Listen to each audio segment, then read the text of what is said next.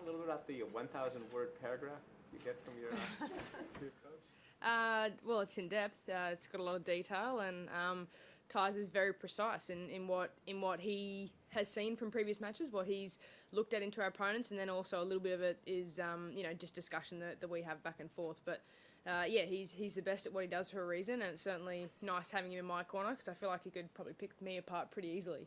So it's nice to have him in my corner. You like picking him apart like you did in that? You made a little fun of him on the court, didn't you? His trophy. Oh, I mean, every time I get an opportunity, I'm going to make fun of my team. That's just a given. We do that on a daily basis. But it's good fun.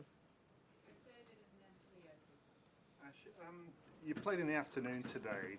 Did you or your team request to play in the daytime as opposed to the night?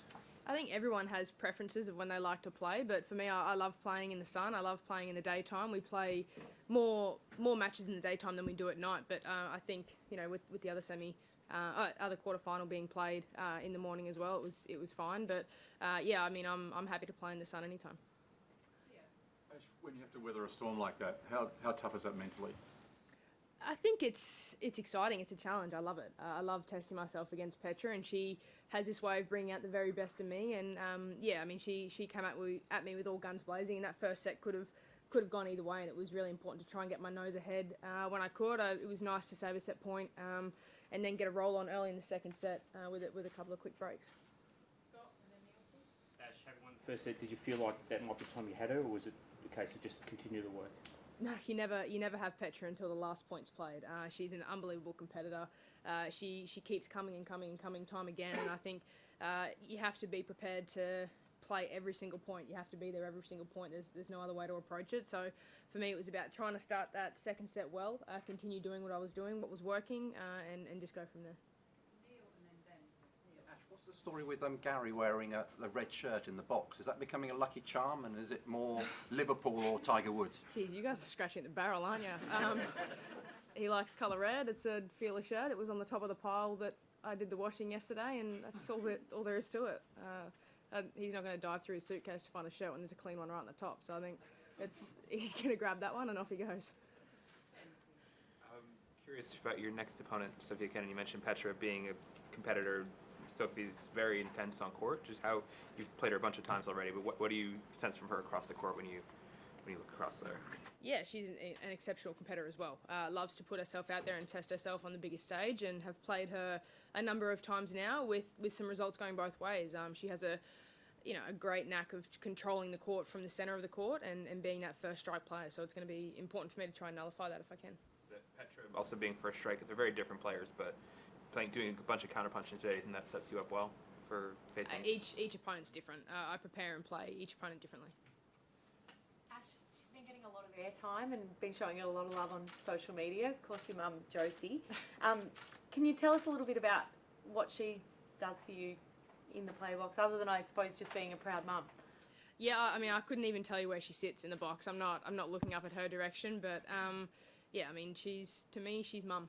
That's all she is. That's what she is. It's she wears a million hats for our family, and she does the exact same things for me she does for my sisters, and I love her just being mum, and it's something. I know she gets nervous, and I think she has a bit of a fit sometimes in the box when the matches are close, but I couldn't even tell you where she sits, to be honest. You did, sorry, just a quick one. Have a couple of familiar faces there for Melbourne people, especially today, Brian Taylor and Daisy Pearce. A few more footy influences for you?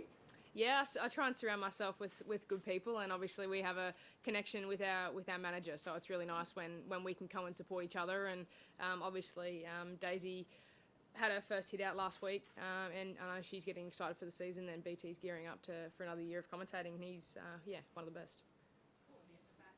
Ash, can you talk about, or if you can remember, what you can remember from the point of 3-2 in the tiebreaker, and how much was your legs burning at the time?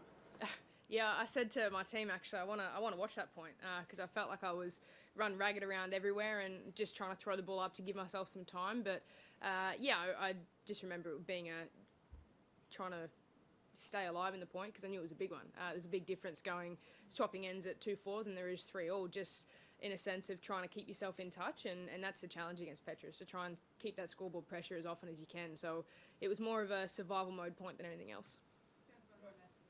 asked a lot about expectations. What about the other side of that coin? Can you sense the excitement that you're generating here by what you're doing in the tournament? I'm excited. My team's excited. We love the opportunity of getting another match out on that beautiful court, a new experience. Do you get a sense of the public and the nation itself on your side? I don't pay attention to it, honestly. I'm here to try and do the best that I can, and obviously it's exciting, and hopefully I can bring a smile to a few faces around our country and around the world. But for me, it's trying to do the best that I can and find that enjoyment for myself and my team. Just on that front, do you have any precautions you take in terms of keeping yourself in a sort of tunnel vision mode here, not having to walk past certain storefronts that have your face all over them, not turning on the TV too often, or what do you do to avoid you? Because you're pretty unavoidable here. Yeah, tell me about it. No, my team do a good job at taking the piss a little bit and sending me some of the photos, and you just have to have fun with it. That's the only way. And yeah, I mean, I don't really have a lot of time. Actually, I've been on site quite a bit and not really going for leisurely strolls around Melbourne when I've got an hour or two. It's more just going back to the apartment, spending time with family, and that's about it. Are you ever surprised to see yourself anywhere? Like, oh, I don't even remember doing that one. Because there's so many. There's not that many.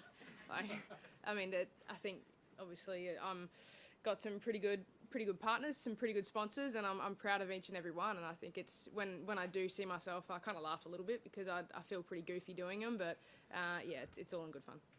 Can you compare this run to the French Open, or are you enjoying one more than the other so far? Now that you're getting pretty deep into the tournament. Oh, mate, they're completely different. Completely different. They're different tournaments. I feel like I'm a different person. I'm growing as a person every single day. I'm growing as a tennis player, and this is a new experience for me. And I'm just gonna try and take it in my stride, learn as much as I can, and go from there. Ash, I was watching the video on the WTA tour about your story, and back with the time with Jim Joyce, and he was talking about when you started at the age of 4, and originally he wouldn't take girls until they were 7 or boys till they were 7. Do you think you started too young, or did you start when you needed to start? Is there a good age for kids to start playing tennis? Everyone's different. Everyone has their own unique path, their own unique journey. Yes, I've had my ups and downs, but I wouldn't change mine for the world. Every single experience, the good and the bad, I've learnt from. I've grown, and that's all I can do. I mean, every single person has a different experience and a different journey. But for me, I was involved in sport from probably when I could walk. I mean, I can't even remember the first sport that I was kind of involved in, but it was in my blood straight away. And I know that there are probably a lot of kids around the nation, around the world that are the same. Some pick it up later in life, some don't at all. I mean, it's just everyone's a little bit different. You said last week that you'll never get used to all of this fuss, but isn't it a bit nice? Isn't it nice to get used to this?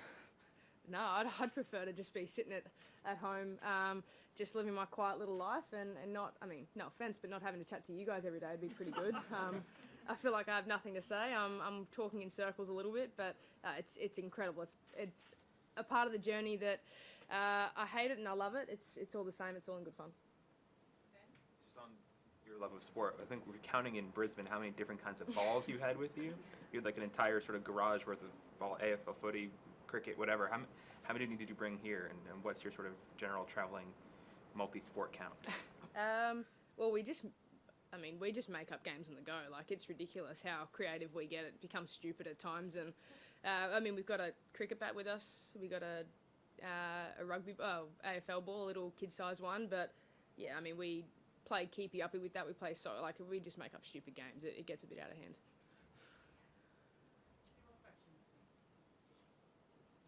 Cool. Thank you.